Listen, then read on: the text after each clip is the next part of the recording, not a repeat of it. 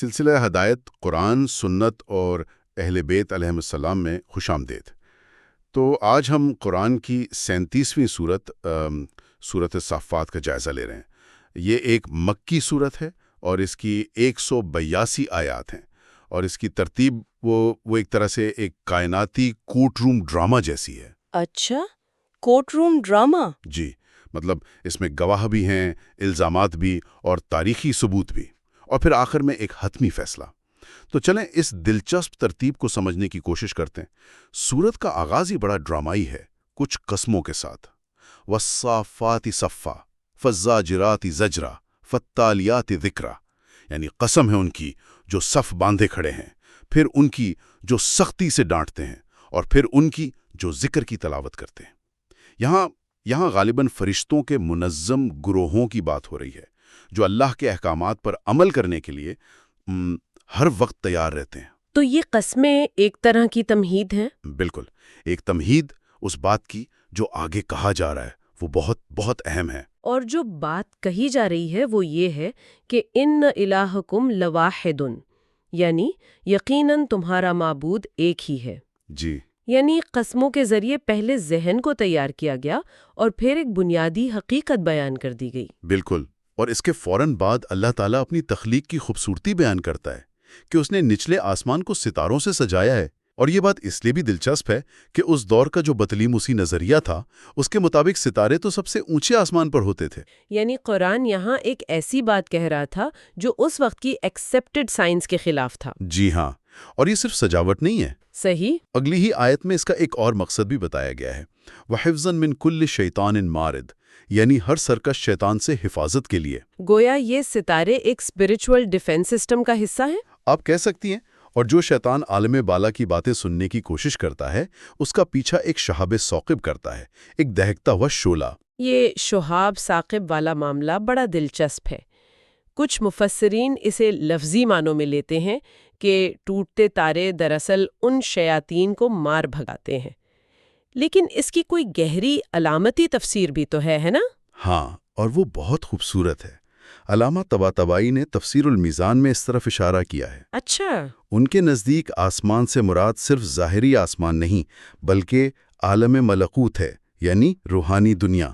اور شیاطین جب اپنے باطل نظریات کے ساتھ اس روحانی دنیا کے اسرار جاننے کی کوشش کرتے ہیں تو کیا ہوتا ہے؟ تو حق کا نور، جسے یہاں شہاب کہا گیا ہے، ان کے باطل کے اندھیروں کو بھید کر رکھ دیتا ہے۔ واہ! یہ ایک طرح کی تمثیل ہے کہ حق کی روشنی کے سامنے باطل ٹھہر نہیں سکتا۔ سبحان اللہ!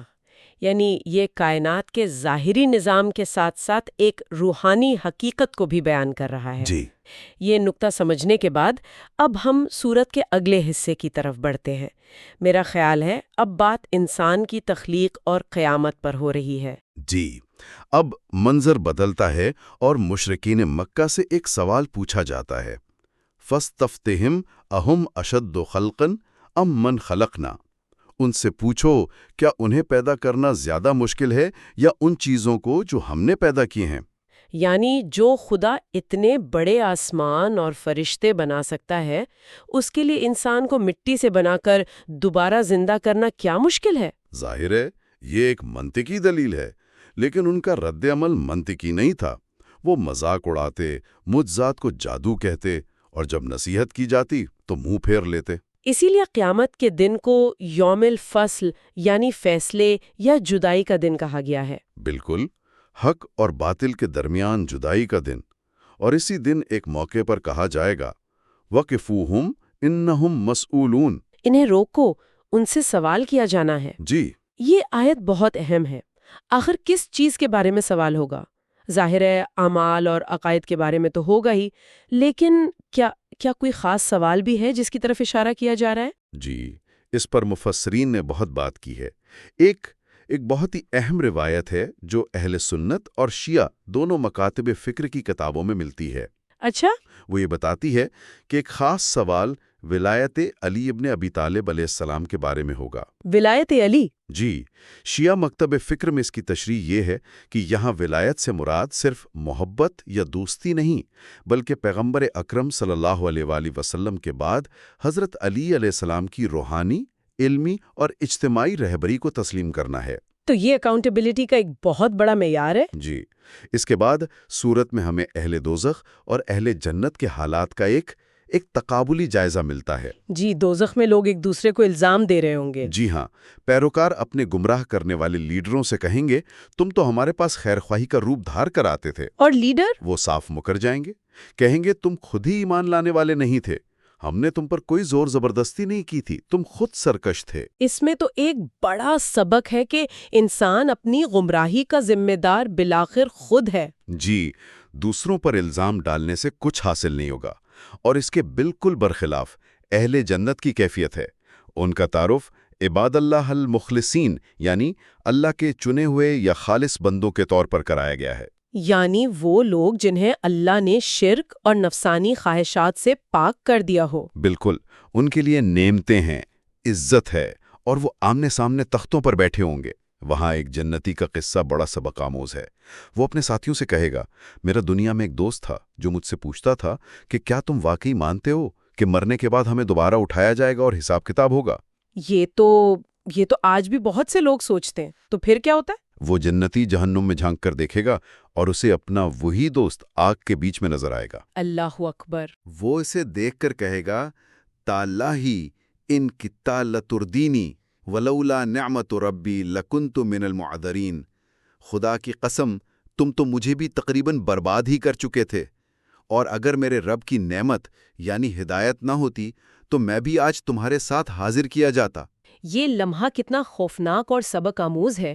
اس سے پتہ چلتا ہے کہ صحبت کا اثر کتنا گہرا ہوتا ہے نا؟ بہت گہرا۔ ایک غلط دوست انسان کو کہاں سے کہاں پہنچا سکتا ہے۔ اور یہ بھی کہ ہدایت اللہ کی کتنی بڑی نعمت ہے۔ بالکل۔ اس کے بعد دوزخیوں کی غذا کا ذکر ہے، شجرۃ الزقوم۔ زقوم کا درخت؟ جی، جو جہنم کی تہہ سے نکلنے والا ایک بدصورت درخت ہے۔ اس کے پھل شیطانوں کے سر جیسے ہوں گے۔ اور اس دردناک انجام کی وجہ؟ اپنے باپ دادا کی اندھی تقلید۔ تو یہاں ایک بڑا تھیم واضح ہو رہا ہے۔ ایک طرف حضرت ابراہیم جیسے نبی ہیں جو قلب سلیم یعنی شرک سے پاک دل کے ساتھ آتے ہیں اور اپنے باپ دادا کے طریقوں کو چیلنج کرتے ہیں۔ جی۔ اور دوسری طرف دوزخی ہیں جن کا جرم ہی اپنے باپ دادا کی اندھی تقلید ہے۔ سورت ہمیں سوچنے پر مجبور کر رہی ہے کہ ہم وراثت میں ملے ہوئے عقائد پر چل رہے ہیں یا سوچے سمجھے ایمان پر۔ بہت خوبصورت نقطہ ہے، اور اسی لیے اس نظریاتی بحث کے بعد قرآن ہمیں تاریخ سے کچھ عملی مثالیں دیتا ہے۔ انبیاء کے قصے بیان ہوتے ہیں، یعنی تاریخی کیس سٹڈیز کہ ایمان اور انکار کا عملی نتیجہ کیا نکلتا ہے۔ بالکل۔ سب سے پہلے حضرت نوح علیہ السلام کا ذکر ہے۔ انہوں نے اللہ کو پکارا اور اللہ نے انہیں اور ان کے اہل کو کرب عظیم سے نجات دی، یعنی ایک بہت بڑی مصیبت سے۔ جی، اور ان کی نسل کو باقی رکھا۔ امام باقر علیہ السلام سے روایت ہے کہ اس سے مراد ایمان اور نبوت کا ان کی نسل میں باقی رہنا ہے۔ اور پھر حضرت ابراہیم علیہ السلام کا ذکر ہے جن کے بارے میں کہا گیا کہ وہ حضرت نوح کے شیعہ یعنی پیروکار تھے۔ جی، اور ان کی سب سے بڑی خوبی ان کا قلب سلیم تھا، ایسا دل جو ہر قسم کے شرک، کینے اور دنیا پرستی سے پاک تھا۔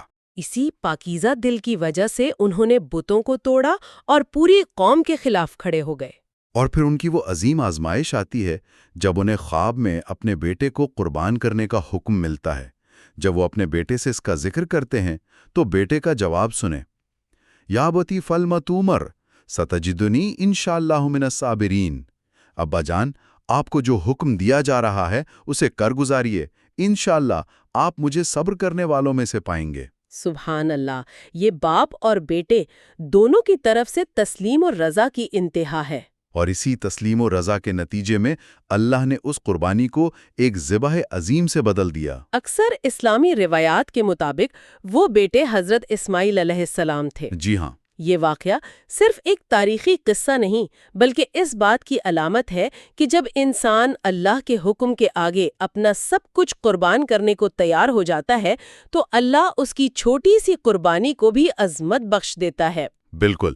اس کے بعد مختصراً حضرت موسیٰ و ہارون، حضرت الیاس، حضرت لوط اور حضرت یونس علیہ السلام کا ذکر ہے۔ ان سب قصوں میں مشترک بات یہی ہے کہ اللہ نے اپنے نبیوں اور ان کے ماننے والوں کو بالآخر نجات دی اور منکرین کو ہلاک کیا۔ جی، حالانکہ حضرت یونس کی قوم کی مثال منفرد ہے کہ انہوں نے عذاب دیکھ کر توبہ کی اور وہ بچا لیے گئے۔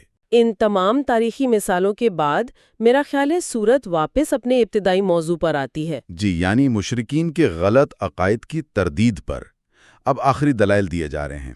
مشرکین کہتے تھے کہ فرشتے اللہ کی بیٹیاں ہیں۔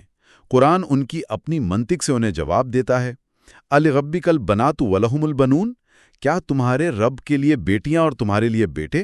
یعنی جس چیز کو تم اپنے لیے کم تر سمجھتے ہو اسے اللہ کے لیے کیسے منسوب کرتے ہو؟ بالکل، اور پھر سورت کے آخر میں ایک حتمی اور قطعی وعدہ کیا گیا ہے، وَإِنَّ جُنْدَنَا لَهُمُ الْغَالِبُونَ، اور بلا شبہ ہمارا لشکر ہی غالب آنے والا ہے۔ لیکن یہاں ایک سوال پیدا ہوتا ہے۔ جی، تاریخ میں تو کئی بار اہل ایمان کو شکست بھی ہوئی ہے، تو اس وعدے کا کیا مطلب ہے؟ یہ بہت اہم سوال ہے اور اس کا جواب اسی آیت میں موجود ہے۔ یہ وعدہ جندنا یعنی ہمارے لشکر سے ہے۔ اچھا، مطلب یہ کامیابی مشروط ہے۔ اللہ کا لشکر بننے کی کچھ شرائط ہیں۔ جب تک ایمان، تقوی، اتحاد اور اطاعت جیسی شرائط پوری نہ ہوں، کامیابی کی ضمانت نہیں۔ اس کی سب سے واضح مثال جنگ احد ہے۔ مسلمانوں کو فتح ہو ہی رہی تھی کہ ایک گروہ کی نافرمانی کی وجہ سے فتح شکست میں بدل گئی۔ تو یہ وعدہ اپنی جگہ سچا ہے، لیکن ہمیں یہ دیکھنا ہے کہ کیا ہم اس لشکر کا حصہ بننے کی شرائط پوری کر رہے ہیں یا نہیں۔ بالکل۔ اور اس اہم نقطے کے بعد سورت کا اختتام 3 شاندار آیات پر ہوتا ہے جو پورے دین کا خلاصہ ہیں۔ سبحان ربک رب العزت عما یصفون والسلام علی المرسلین والحمد للہ رب العالمین۔ پاک ہے آپ کا رب، عزت کا مالک، ان تمام باتوں سے جو یہ لوگ بیان کرتے ہیں، اور سلام ہو تمام رسولوں پر، اور تمام تعریفیں اللہ کے لیے ہیں جو تمام جہانوں کا پالنے والا ہے۔ یہ 3 جملے توحید، نبوت اور حمد الہی کا نچوڑ ہے۔ جی، پہلا جملہ اللہ کی ذات کو ہر نقص اور شرک سے پاک قرار دیتا ہے۔ دوسرا جملہ اللہ کے تمام پیغمبروں پر سلام بھیج کر نبوت کے ادارے کی تصدیق کرتا ہے۔ اور تیسرا جملہ ہر قسم کی تعریف کا حقیقی مستحق صرف اللہ کو قرار دیتا ہے۔ ایک حدیث بھی ہے اس بارے میں، ہے نا؟ جی، ایک حدیث میں آتا ہے کہ جو شخص کسی بھی مجلس کے آخر میں یہ 3 آیات پڑھ لے تو اس مجلس کا پورا اجر اسے دیا جائے گا۔ اس سے ہمیں اپنی زندگی کے لیے ایک سوچ کا نقطہ ملتا ہے۔ وہ کیا؟ ہم اپنی روزمرہ کی گفتگو، اپنی میٹنگز، اپنے مباحثے، ان کا اختتام اکثر بے دھیانی میں کرتے ہیں۔ تو کیا ہو اگر ہم شعوری طور پر اپنی ہر نشست کو ان 3 بنیادی سچائیوں کی یاد دہانی پر ختم کرنے کی عادت ڈالیں؟ کہ اللہ ہر عیب سے پاک ہے، اس کے بھیجے ہوئے تمام رہنما قابل احترام ہیں، اور اصل تعریف صرف اور صرف اسی کے لیے ہے۔ شاید اس ایک عمل سے ہماری سوچ کا محور ہمیشہ درست سمت میں رہے۔